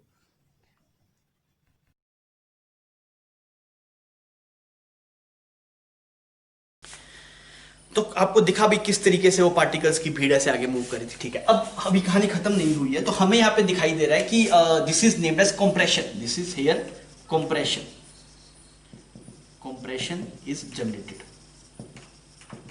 कंप्रेशन को हमने यहाँ पे जनरेट किया। कंप्रेशन मतलब क्या आ गया, भीड़, भीड़ ऑफ पार्टिकल, भीड़ ऑफ पार्टिकल्स या फिर क्राउड ऑफ पार्टिकल, जहां बहुत सारे पार्टिकल्स दिखाई देंगे हम उसको बोलेंगे कंप्रेशन, ठीक है, ठीक है। अब सुनिए, अभी कहानी खत्म नहीं हुई।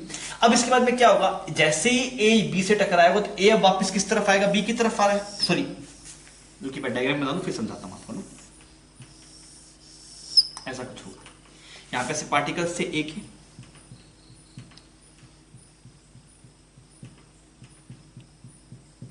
अभी मान लेते कुछ भीड़ यहाँ पे पहुंच गई, जो कंप्रेशन है वो कुछ यहाँ पे पहुंच गया ना आपके पास, तो यहाँ पे कुछ कंप्रेशन हुआ है तो यहाँ पे ऐसे पार्टिकल्स, बहुत सारे पार्टिकल पास पास हैं और बाकी सब ऐसे है, तो यहाँ पे आपको एक कंप्रेशन दिखाई दे रहा है, दिस इज कंप्रेशन, कंप्रेशन, ठीक है।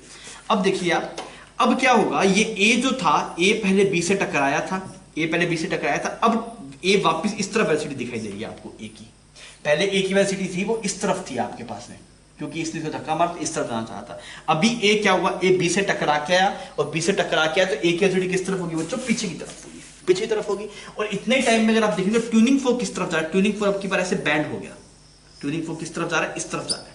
पहले ट्यूनिंग फोर्क फैल रहा था, अभी ट्यूनिंग फोर्क क्या हो रहा है, बैंड हो रहा है, बैंड हो रहा है। तो इसको क्या दिखाई देगा कि यहाँ पे जगह खाली है, जैसे ये ए वाला पार्टिकल है, इसको दिखेगा अच्छा यहाँ पे जगह खाली है, तो ए ओके कहां पे आ जाएगा आपके पास, थोड़ा आगे आ जाएगा, ये क्या हो जाएगा आपके पास में, खाली हो जाएगा। तो इसको आप क्या बोलेंगे, this is final position, this is new position of A, this is new position of A. A को एक्चुअली यहीं पे रुकना चाहिए था, ए को एक्चुअली इसी पोजीशन पे रुकना चाहिए था इनिशियल वाली पे, पर इसकी कुछ वेलोसिटी थी, पार्टिकल मतलब एयर के पार्टिकल जब बी से टकरा के आए, ए वाले पार्टिकल जब बी से टकरा के, इसकी पीछे तरफ वेलोसिटी थी, अच्छा इसको दिखा अच्छा यहाँ पे ट्यूनिंग फोर्क है ही नहीं, ट्यूनिंग फोर्क तो आगे चला गया, तो ये भी अपनी वेलोसिटी को लेके आगे चला गया। अब जैसे ये ए वाले पार्टिकल आगे गए तो यहाँ पे खाली जगह आ गई, यहाँ पे तो खाली होगा ना, बिकॉज पहले ए था, अब ए यहाँ पे नहीं रहा, ए आगे चला गया। अरे मेरी बात समझ में आ रही है? फिर क्या होगा, ये बी वाले पार्टिकल सी से टकरा के आ रहे होंगे, तो अब क्या होगा, इनिशियली खाली जगह यहाँ पे थी सिर्फ, अब क्या होगा, जैसे ही बी वाले पार्टिकल सी से टकरा के आएंगे तो क्या होगा आपके पास में, अब बी वाले की जो वेलोसिटी होगी वो इस तरफ होगी, तो उसको देखिएगा बी को पैसे एक्चुअली में यहाँ पे रुकना चाहिए था, उसे देखिएगा अच्छा यहाँ पे तो कोई है ही नहीं, ये तो बाहर मस्त घूमने गया है, तो ये बी आगे चला जाएगा, तो अभी खाली जगह यहाँ पे रह जाएगी आपके पास। फिर सी को दिखेगा अच्छा सी भी तो वापस आएगा, सी को दिखेगा अच्छा यहाँ पे खाली, ये पीछे चला जाएगा। तो इस तरीके से क्या होगा, आपको रेयर फ्रैक्शन मूव करता हुआ दिखाई देगा। रेयर फ्रैक्शन मतलब जहां पे पार्टिकल्स की कमी है, जहां पार्टिकल की भीड़ होती है उसे बोलते हैं कंप्रेशन, जहां पार्टिकल कमी होती है वहां पे क्या दिखाई देता है, रेयर फ्रैक्शन। यहाँ पार्टिकल्स कमी कैसे होगी, बिकॉज ए की वेलोसिटी थी, ट्यूनिंग फोर्क अंदर की तरफ मूव कर रहा था, तो यहाँ पे ये वाली जगह खाली होगी। अगर ये वाली जगह यहाँ पे खाली होगी तो सॉरी यहाँ पे यह जगह खाली होगी तो ए उठ के यहाँ पे आ गया, तो यहाँ पे खालीपन दिखाई दिया आपको, यहाँ पे कोई पार्टिकल्स नहीं है। अच्छा फिर बी भी टकरा के आ रहा था तो बी को भी दिखा, अच्छा ए की जगह खाली है तो बी उठ के ए वाली जगह पे चला गया, अच्छा फिर यहाँ पे खालीपन दिखाई दिया आपको। अच्छा फिर सी आ रहा होगा तो सी वहां पे चला जाएगा, तो खालीपन ऐसे आगे मूव करता हुआ दिखाई देगा। तो यहाँ पे अगर आप देख रहे होंगे तो यहाँ पे क्या होगा, रेयर फ्रैक्शन जनरेट होगा। Here rarefaction will be generated. समझ में आ रहा है? अच्छा, फिर जब ये ट्यूनिंग फोर्क वापस ऐसे आएगा, फेर के वापस ऐसे आएगा, तो वापस ये ए को धक्का मारेगा, तो वापस ये प्रोसेस शुरू हो जाएगा। समझ में आ रहा है? ये ट्यूनिंग फोर्क था, जब उसने ए को धक्का मारा तो ए आगे गया, भीड़ यहाँ पे गई, फिर बी जो ए ने बी को धक्का मारा तो बी आगे गया, फिर भीड़ आगे चलेगी, फिर सी ने धक्का मारा, इस तरीके से भीड़ आगे चल जाएगी। तो कंप्रेशन जनरेट हुआ। कंप्रेशन कैसे जनरेट हुआ? जब ये ट्यूनिंग फोर्क ऐसे मूव किया ना, फैला जब ट्यूनिंग फोर्क, तब आपके पास में कंप्रेशन जनरेट हुआ। अब जब ये वापस आ रहा है तो आपके पास खाली जगह आ गई, तो ए आगे आ गया, फिर यहाँ पे जगह खाली हुई तो फिर यहाँ बी आ गया, फिर बी खाली हुआ तो यहाँ पे सी आ गया। इस तरीके से अगर आप देखें तो खालीपन मूव करता हुआ दिखाई देगा, खाली जगह मूव करती हुई दिखाई देगी, वहां पे कुछ नहीं होगा, वहां पे बहुत ही कम पार्टिकल्स होंगे आपके पास। जैसे मान लीजिए पहले इनिशियली अगर आप देखें, इनिशियली आप ऐसे समझिए कि इनिशियली आपके पास में एक इतनी सी डिस्टेंस में कुछ 50 पार्टिकल थे। तो यहाँ पे क्या हो जाता है, जब कंप्रेशन आता है तो उस छोटी सी डिस्टेंस में कुछ 200 पार्टिकल आ जाते हैं, और जब रेयर फ्रैक्शन आता है वहां पे तो उस बारे में सिर्फ 10 या 20 पार्टिकल बचते हैं। तो पार्टिकल्स का काउंट क्या हो जा रहा है आपके पास में, चेंज होता जा रहा है। क्लियर? तो यहाँ पे आपको दिखाई दिया, अच्छा पार्टिकल्स की भीड़ यहाँ पे आई, तो ऐसे करके यहाँ पे भीड़ दिखाई दी, तो हम इसको बोलते हैं दिस इज कंप्रेशन। यहाँ पे पहले कंप्रेशन बन गया, अभी कंप्रेशन ऐसे आगे ट्रैवल कर, दिस इज कंप्रेशन। अच्छा, यहाँ पे अगर आप रेयर फ्रैक्शन देखेंगे तो आपको दिखाई देगा, अच्छा यहाँ पे खालीपन आ गया आपके पास, दिस इज रेयर फ्रैक्शन। यहाँ पे कुछ नहीं है, यहाँ पे बहुत ही कम पार्टिकल है, दिस इज रेयर फ्रैक्शन। समझ में आ गई बात? सबसे पहले आप कंप्रेशन के बारे में अपनी भाषा में लिखेंगे, भाई कंप्रेशन क्या होता है, कंप्रेशन क्या है और रेयर फ्रैक्शन क्या है। कंप्रेशन एंड रेयर फ्रैक्शन क्या है, पहले आप इसके बारे में लिखेंगे। कंप्रेशन के बारे में लिख सकते हैं क्या खुद से? कंप्रेशन का मतलब क्या होगा, जहां पे पार्टिकल्स की भीड़ होगी। मैं आपको अभी एनिमेशन दिखाऊंगा तो आपको क्लियर हो जाएगा। जहां पार्टिकल्स की भीड़ होगी वो पार्ट आपके इसमें कंप्रेशन होगा, और जहां पे पार्टिकल्स की कमी हो जाएगी, जैसे मान लीजिए इनिशियली एयर पार्टिकल काउंट कुछ था, अब क्या हो रहा है, किसी पोजीशन पे एयर पार्टिकल्स काउंट बहुत ज्यादा बढ़ जाता है, तो हम बोलेंगे वहां पे कंप्रेशन है। और जहां पे एयर पार्टिकल्स का काउंट कम हो जाएगा अपने नेचुरल से, तो उसे हम बोलेंगे रेयर फ्रैक्शन। समझ में आ गई बात? ठीक है, तो ये आप अपनी भाषा में लिखेंगे, इसको आप अपनी भाषा में लिखिएगा, ठीक है, कंप्रेशन और रेयर फ्रैक्शन। अब एक्चुअली वेव ऐसे प्रोपेगेट करता है, अगर आप देखेंगे ना तो आपको यहाँ पे अच्छा ऐसे कंप्रेशन दिखाई देगा, यहाँ पे कंप्रेशन दिखाई देगा, सिमिलरली फिर यहाँ पे ऐसे रेयर फ्रैक्शन दिखाई देगा, दिस इज रेयर फ्रैक्शन। फिर आपको यहाँ पे ऐसे कंप्रेशन दिखाई देगा, फिर आपको यहाँ पे ऐसे रेयर फ्रैक्शन दिखाई देगा। तो जैसे रस्सी में जो वेव थी उसमें लूप दिखाई देता, यहाँ पे लूप नहीं दिखाई देता आपको, यहाँ पे ऐसे कंप्रेशन रेयर फ्रैक्शन मूव करते हुए दिखाई देते हैं, और ये वेव ऐसे ये सब आगे की तरफ मूव कर रहे हैं, इस तरफ जा रहे हैं, दिस इज वेलोसिटी v से। कंप्रेशन भी, ये कंप्रेशन आगे की तरफ मूव करता हुआ दिखाई देगा, रेयर फ्रैक्शन भी आगे की तरफ मूव करता हुआ दिखाई देगा, ये भी आगे, ये भी आगे। तो क्या हो रहा है बच्चों, जब ये ट्यूनिंग फोर्क ऐसे फैल रहा है, जब ट्यूनिंग फोर्क फैल रहा है तब क्या प्रोड्यूस कर रहा है, कंप्रेशन प्रोड्यूस कर रहा है, और जब अंदर की तरफ आ रहा है तब क्या प्रोड्यूस कर रहा है, रेयर फ्रैक्शन प्रोड्यूस कर रहा है। मेरी बात समझ में आ गई? जब ट्यूनिंग फोर्क फैल रहा है, जब ट्यूनिंग फोर्क खुल रहा है आपके पास में, when tuning fork is opening, तो क्या प्रोड्यूस कर रहा है, तो ये कंप्रेशन प्रोड्यूस कर रहा है, कंप्रेशन। ठीक है, ये बात है। जब ट्यूनिंग फोर्क आपके इसमें खुल रहा है, फैल रहा है, तो कंप्रेशन प्रोड्यूस कर रहा है, और जब वो आपके ऐसे बंद हो रहा है, when tuning fork is closing, when tuning fork is closing, जब बंद हो रहा है ट्यूनिंग फोर्क आपके पास में, ऐसे करके ऐसे बंद हो रहा है, इसमें फैल रहा है, देखिए फैल के कुछ ऐसे आ जाएगा आपके पास ट्यूनिंग फोर्क, यहाँ पे ऐसे बंद हो रहा है ये, तो अपनी नेचुरल पोजीशन कुछ ऐसे थी, अब इससे बंद हो रहा है। जब ट्यूनिंग फोर्क आपके पास में क्लोज हो रहा होगा, then it will produce rarefaction, clear? तो एक्चुअल में जो वेव ट्रेवल करती है तो ऐसा दिखाई देता है आपको, देखिए यहाँ पे ऐसे कंप्रेशन होता है, this is compression, this is rarefaction, this is compression and this is rarefaction. इस तरीके से आपको ट्रैवल करता हुआ दिखाई देगा। मैं आपको एनिमेशन दिखा रहा हूं अभी। तो देखिए, जो ये दो कंप्रेशन के बीच की दूरी होती है उसे हम बोलते हैं वेवलेंथ। दो कंप्रेशन के बीच की दूरी हो तो क्या बोलेंगे, वेवलेंथ। सिमिलरली आप बोल सकते हैं the distance between two consecutive rarefaction is wavelength. समझ में आ रहा? बात समझ में आ गई? तो यहाँ पे आपको किस तरीके से वेव मूव करती दिखाई दे रही है, मैं वो समझाने की कोशिश कर रहा था। ऐसा नहीं है कि आपसे पूछ लेगा साउंड कैसे प्रोड्यूस हो रहा है, ये सिर्फ आपको विजुअलाइज करवाने के लिए है। तो एक बार ये डायग्राम थोड़ा सा आप ढंग से समझेंगे तभी आप बना पाएंगे ना कि अच्छा ये अभी कंप्रेशन जनरेट हो रहा है, अभी यहाँ पे से खालीपन बनाइएगा, यहाँ पे कुछ नहीं है, यहाँ पे खालीपन है ऐसे, तो यहाँ पे क्या बन गया, रेयरफेक्शन बन गया। ए वाले पार्टिकल कहाँ चले गए, आगे चले गए, तो यहाँ पे खालीपन है। यहाँ पे थोड़ी भीड़ दिखा दीजिए, मतलब यहाँ पे नॉर्मल से ज़्यादा खालीपन दिखाइएगा यहाँ पे ना, तो आपको दिखेगा अच्छा ये रेयरफेक्शन है ड्रॉइंग के टाइम में। क्लियर? तो जब साउंड प्रोपगेट करता है तो कंप्रेशन और रेयरफ्रैक्शन मूव करते हैं। When the sound travels then compression and rarefaction moves. तो आप पहले एनिमेशन देख लीजिए और फिर अपने थोड़ा सा और इसके बारे में थोड़ा लिख लेते हैं तो आपको थोड़ा बेटर लगेगा। ठीक, छाप लीजिए इसको, साथ में वीडियो देख लीजिए इसके बाद। अभी देखिए बच्चों, हम देखेंगे कंप्रेशन और रेयरफ्रैक्शन।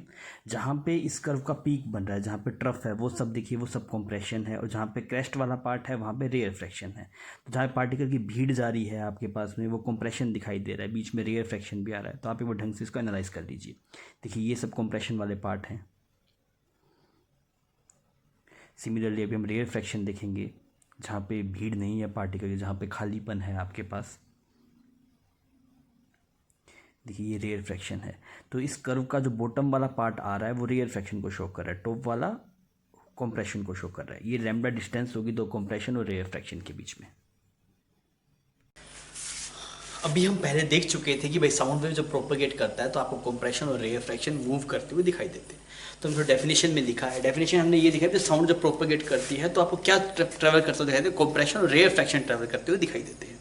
क्लियर? तो यहाँ पे ऐसा रहता है आपके पास में, ये हम पहले भी देख चुके थे, वापस दिख रहे हैं इसको। दिस इज कंप्रेशन और ये हो गया बच्चों रेयरफ्रैक्शन। यहाँ पे खालीपन दिखाया, देखो यहाँ पे भीड़ दिखाई है। दिस इज कंप्रेशन और यहाँ पे रेयरफ्रैक्शन। मतलब एक्चुअली क्या है, यहाँ पे बहुत ज्यादा भीड़ है पार्टिकल की, यहाँ पे बहुत ही कम पार्टिकल है। तो बीच में कहीं ऐसा भी आ रहा हो जहाँ पे ना भीड़ है ना खालीपन है, वहाँ पे एक्चुअल जितने होने चाहिए उतने ही है।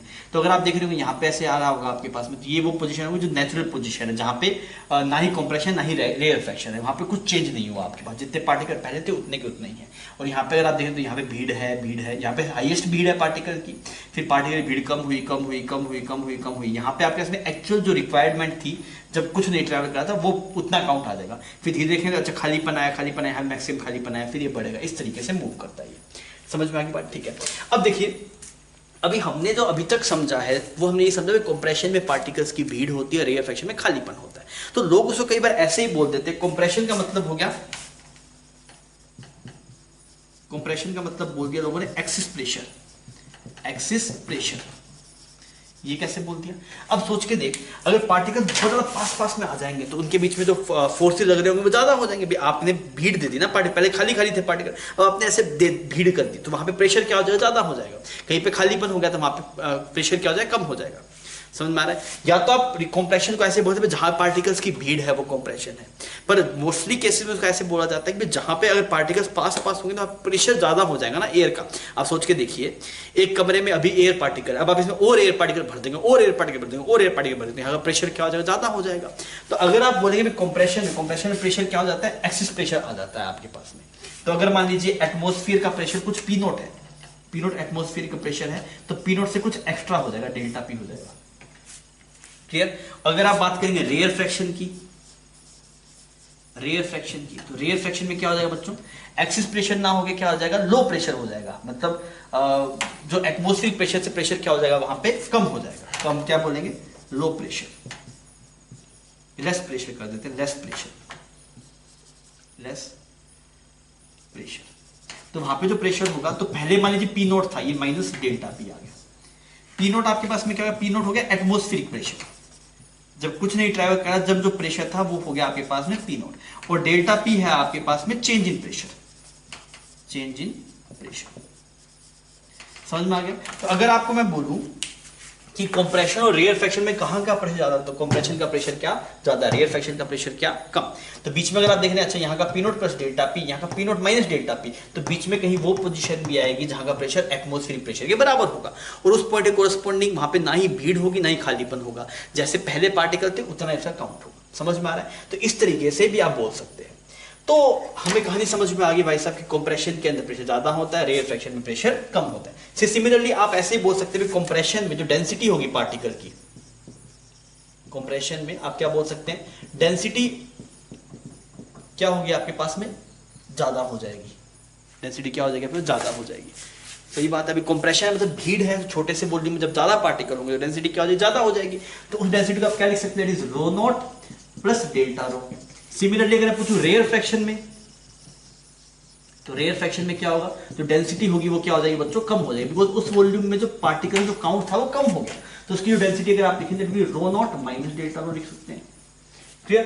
तो आपको समझ में आ रहा भाई साहब, साउंड वेव को आप प्रेशर में भी लिख सकते हैं, साउंड वेव को आप चाहें तो आप डेंसिटी की फॉर्म में भी लिख सकते हैं, और अगर आप चाहें तो आप कंप्रेशन को बोल सकते हैं, कंप्रेशन को क्या बोलते हैं, क्राउड ऑफ पार्टिकल, क्राउड भीड़ ऑफ पार्टिकल ना, this is crowd of particle, ऐसे बोल सकते हैं। और अगर आप बोलेंगे रेयर फ्रैक्शन को, रेयर फ्रैक्शन को तो खालीपन बोल देता हूं, खालीपन। अब उसको इंग्लिश में क्या लिखेंगे आप लिख लीजिए ना, खालीपन ऑफ पार्टिकल, खालीपन ऑफ पार्टिकल। खालीपन मतलब पार्टिकल नहीं है वहां पे, क्राउड है और क्राउड नहीं है, मतलब खालीपन है वहां पे, ठीक है। तो इसको आप इंग्लिश में जो भी आप एप्रोप्रिएट वर्ड आपको लगे आप लिख लीजिए। खालीपन मतलब जहां पे भीड़ नहीं है, दैट इज लेस क्राउड भी नहीं बोलेंगे उसको, मतलब पार्टिकल का काउंट बहुत कम हो गया आपके पास में, जो नॉर्मल था उससे भी कम हो गया। क्लियर। तो हमें समझ में आ गया भाई साहब, साउंड वेव को प्रेशर की फॉर्म में भी लिखा जा सकता है, डेंसिटी की फॉर्म में लिखा जा सकता है, और ये क्राउड ये पोजीशन बता रहा है, पोजीशन ऑफ पार्टिकल। अगर बहुत सारे पार्टिकल्स एक ही पोजीशन पे आ जाएंगे तो हम उसे बोलेंगे वहां पे क्राउड है, और बहुत सारे पार्टिकल मतलब एक पोजीशन पे बहुत कम पार्टिकल होंगे तो हम पूछेंगे वो वहां पे खालीपन है, that will be rarefaction. तो हम बोल सकते हैं क्या कि sound wave can be return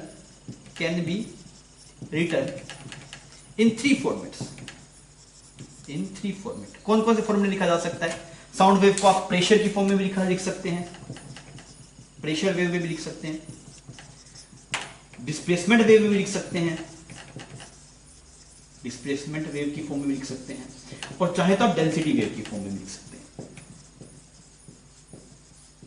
clear. तो प्रेशर वेव को तीन फॉर्मेट, साउंड की वेव को तीन फॉर्मेट में लिखा जाता है, प्रेशर वेव, डिस्प्लेसमेंट वेव और डेंसिटी वेव। इन तीनों में से किसी फॉर्म में हम लिख सकते हैं इसको। तो यहां पे जो तो हाँ, this is corresponding to pressure wave, this is corresponding to density wave, this is corresponding to displacement wave. तो अगर आपको प्रेशर वेव कोरस्पॉन्डिंग लिखना पड़ेगा तो आपको बात करना पड़ेगा अच्छा कंप्रेशन में कितना एक्सेस प्रेशर है, डेंसिटी वेव की टर्म में बात करेंगे तो आप ये देखें भाई कंप्रेशन में कितनी ज्यादा डेंसिटी है, और अगर आप बात करें क्राउड की कोरस्पॉन्डिंग तो पोजीशन की बात करनी पड़ेगी। ठीक है जी, खालीपन ना, खालीपन मतलब कुछ है ही नहीं वहां पे, खाली हो गया वहां पे सिस्टम। बात समझ में आ गई। तो ये आपके पास में सिनेरियो है भाई साहब बेसिक कि आप कैसे कैसे कंप्रेशन को रेयर फ्रैक्शन को आप डिनोट कर सकते हैं। अच्छा एक बात और लिख लीजिएगा कि जो वेवलेंथ की डेफिनेशन अगर आप लिखेंगे तो आप लिख लीजिए वेवलेंथ, मैं यहाँ पे लिख दे रहा हूँ ना, वेवलेंथ की डेफिनेशन क्या होगी, लैम्डा क्या होगा। तो लैम्डा की डेफिनेशन लिखिए, there is distance between two consecutive compression और two consecutive rarefaction is called as wavelength. जैसे उसमें वेवलेंथ अलग था, आपको दिखाई दे रहा था अच्छा इन दो पॉइंट्स के बीच जो डिस्टेंस है वो वेवलेंथ था। यहाँ पे क्या है, दो कॉन्जिक्यूटिव कंप्रेशन या फिर दो कॉन्जिक्यूटिव रेयर फ्रैक्शन के बीच की जो दूरी होगी वो क्या कहलाती है, lambda. This is lambda, this is lambda. Similarly इसको भी आप क्या बोल सकते हैं, दिस इज लैम्डा। अच्छा मैं बोलूं ये डिस्टेंस कितनी हुई, ये distance, this is rarefaction और कंप्रेशन के बीच की दूरी, this will be lambda by 2।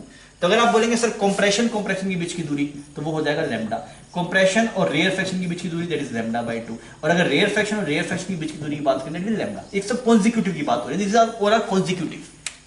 समझ में आ गई बात, ठीक है।